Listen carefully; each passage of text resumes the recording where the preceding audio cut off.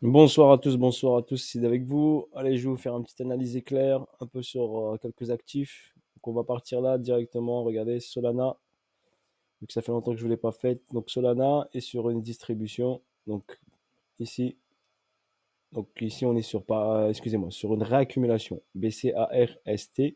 On doit passer sous le AR ici, donc sous la zone des 115 dollars.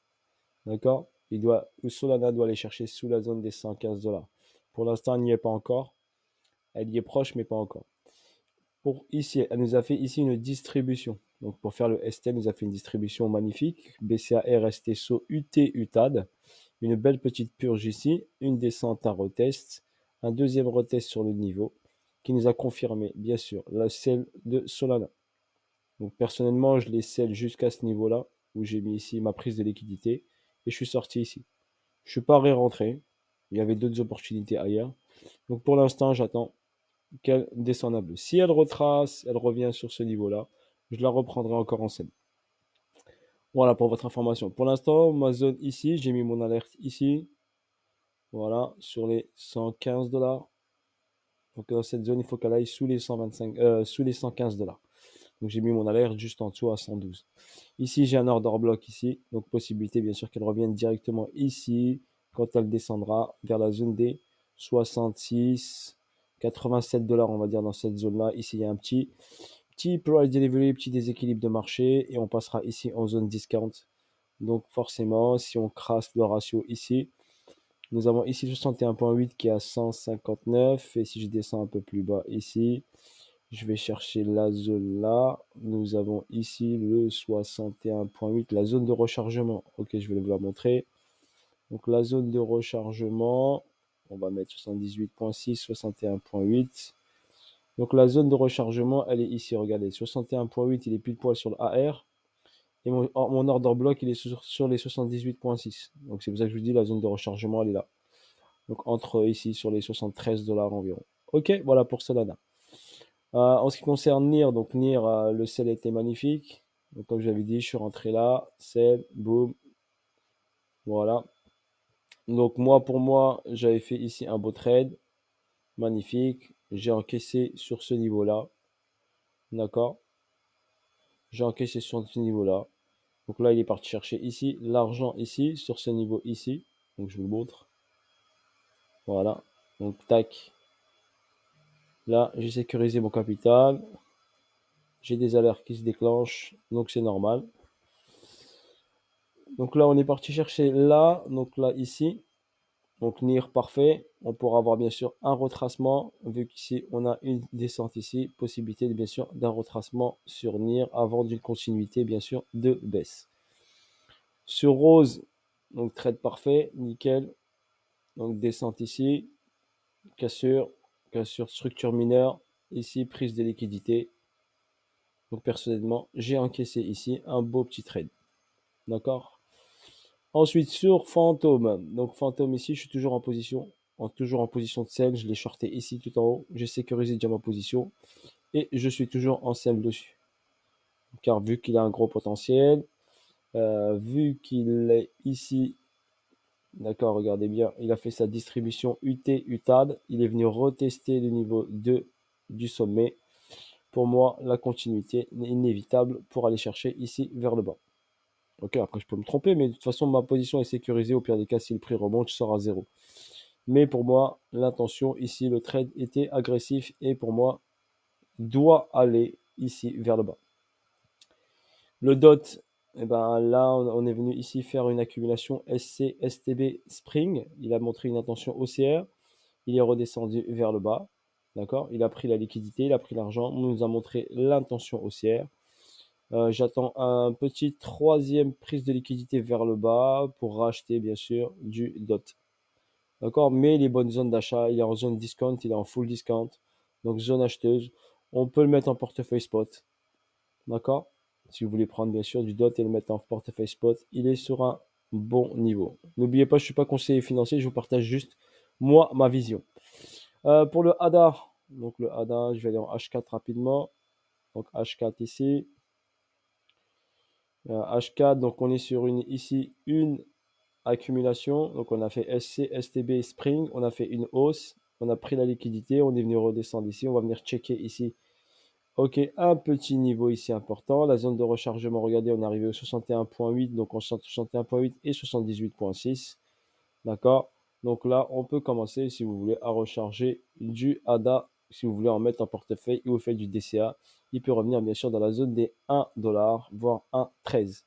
Il y a 1,28. D'accord? L'objectif, c'est d'aller chercher bien sûr vers le haut, vers un ATH futur. Ok, j'ai pas besoin de revenir sur le BTC, tout ça.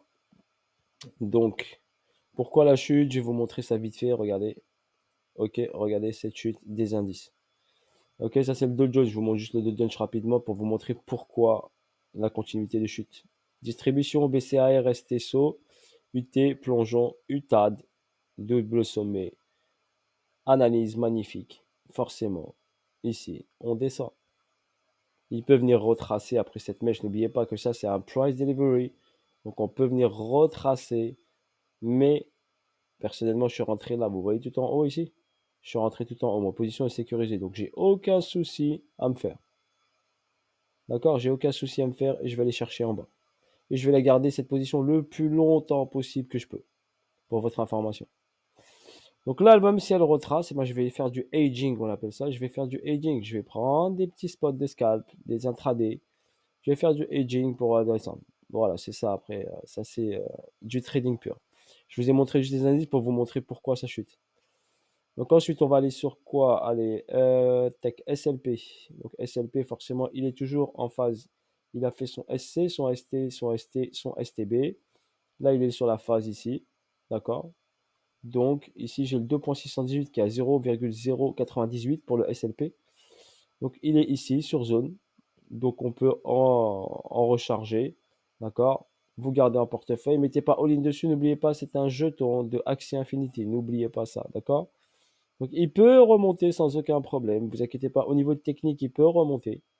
D'accord? Mais mettez jamais all-in dessus.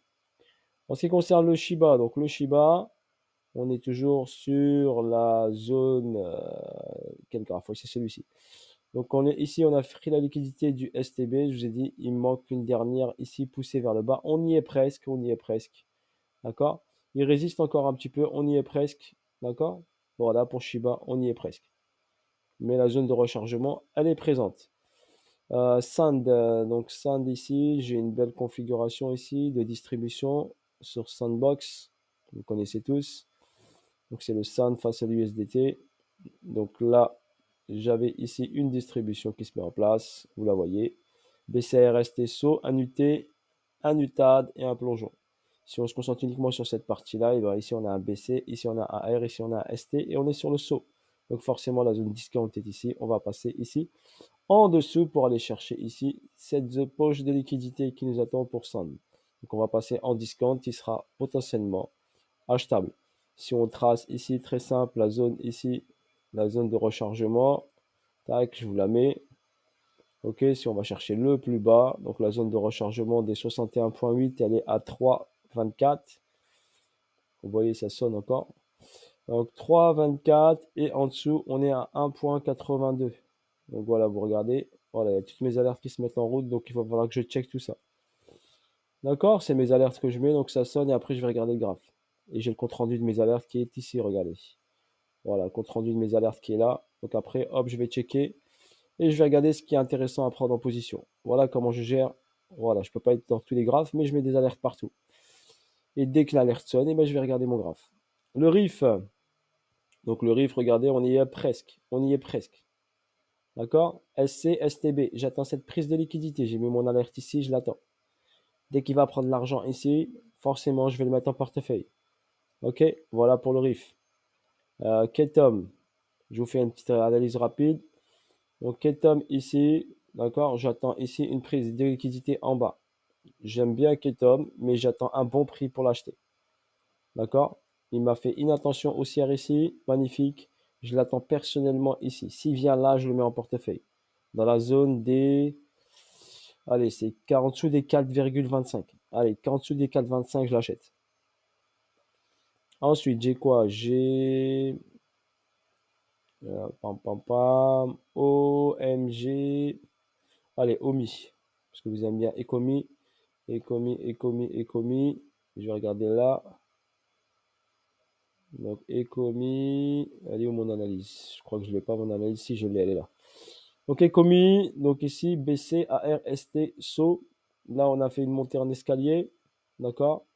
Ici, si je décèle bien, ici, j'ai une petite distribution qui se met en place. BC, AR, ST, SO. Possibilité qu'il nous fasse un UT, un UTAD. J'ai tracé une figure harmonique pour aller chercher le top ici avant une chute. D'accord? Il est quand même costaud. Ok? Omi, c'est Ecomi. Il est quand même costaud. Par contre, j'attendrai qu'il crache ici en bas pour pouvoir l'acheter parce que là, pour moi, il est trop haut. Je ne l'achèterai pas. Et il est sur la ligne des 50. Voilà pour votre information. Omisego. Ok, Omisego, il nous a fait ici. Donc, une distribution. BCAR, ST, ST, SO, ici descendu. Il est zone ici. Il est en train de ranger ici. D'accord? J'attendrai une dernière baisse ici. Une descente ici pour me faire le spring ici. La prise de liquidité au 1.89. Et là, je rentrerai en position pour aller chercher ici vers le haut. Voilà pour ça. Niro, on a vu. Nano, allez, je vous montre Nano. Nano qui est très intéressant, donc qui est sur une plage. Donc c'est peut-être à mettre en portefeuille et à holder pendant longtemps. Nano est sur cette zone ici acheteuse. Ok, il y a un potentiel. Si vous voulez le mettre en portefeuille, bien sûr, on ne met pas all-in dessus. Hein. D'accord, on met juste une partie.